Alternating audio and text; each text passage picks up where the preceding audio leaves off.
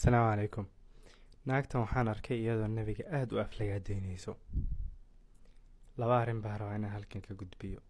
arrinta ay ku aflagaadeynayso iyo dumarka ku xiran. arrinta ay ku aflagaadeynayso horta muuqaalkeeda ma soo saari karo, aad bay u aflagaadeynaysaa.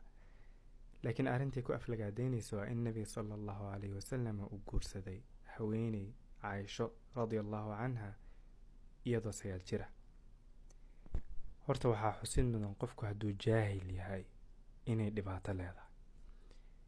1275 wixii ka horreeyay dumarka 9 jir waa lagu guursan jiray, caadi bay ahayd. xitaa gaaladu 8 jir way ku guursan jireen. waxaana la sugi jiray gabadhu intay caadada ka imaanayso kaliya. 1275 bay ahayd markii ugu horreysay ay sharci galbeedku ka soo dejiyaan dhahaan gabadha 12 sano aan gaarin lama guursan karo.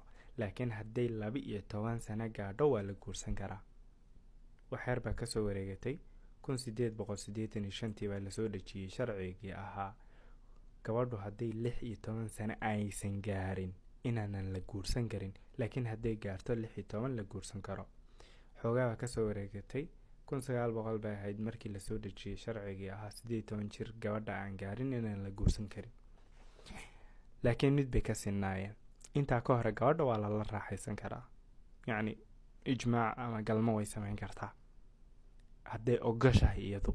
laakiin hadday maxaa la yiraahdaa aysan gaarin waqtigaasi lama guursan karo. taasay ka wada sinaayeen. waxaa la yaabay qofka naftiisa ku dabaqaya sharci uu gaal dejiyey kana cararaya kii shariicadiisii islaamka ilaahay subxaanahu wa tacaala u dejiyey. islaamku gabadho haddii 2 laga helo waa la guursan karaa, aabahana loogama fasax qaadanayo. yacni aabaha loogama fasax qaadanayo waxaa la jeedaa gabadha aabaheeda hadduu bixiyo adu kaaga lagama wareysanayo, qofkaasi hadlayo. gabadha haddii xayd laga helo wixii dumarka laga yaqaanana ay kasoo baxaan, gabadhaasi waa la guursan karaa. arrintaa meel iga dhig. gabadhan dumar baa ku xiran, dumar badan baa ku xiran. lifekeeda daawado. su-aal baan rabaa inaan halkan ugu gudbiyo. dad islaama ma tihiin? diin nooceed haysataan?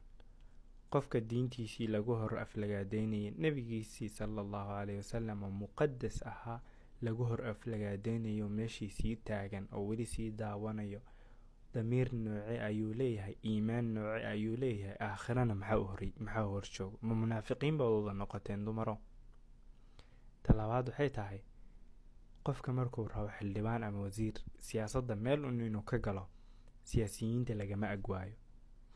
hadduu rabo inuu dukaan furto, ganacsatada lagama agwaayo. hadduu rabo inuu beer ka shaqeeyo, dadka beeraleyda lagama agwaayo. waxyaala qaar afku kuma qurux badna, laakiin waa in la sheegaa. naag dhilla oo jirkeedii ka ganacsato dumar ka agtaagan maxay mustaqbalka soo wadaan? caruur nooce ayayna dhal rabaan? maxay ku fikirayaan? maxay ka ag faa'iidayaan? maxay ka ag hayaan? labadaas su'aal ka soo jawaaba. ilaahayna ka baqa oo diintiina intaad u turtaan oo aakhiradiina u baqdaan meesha isaga taga. wassalaamu calaykum.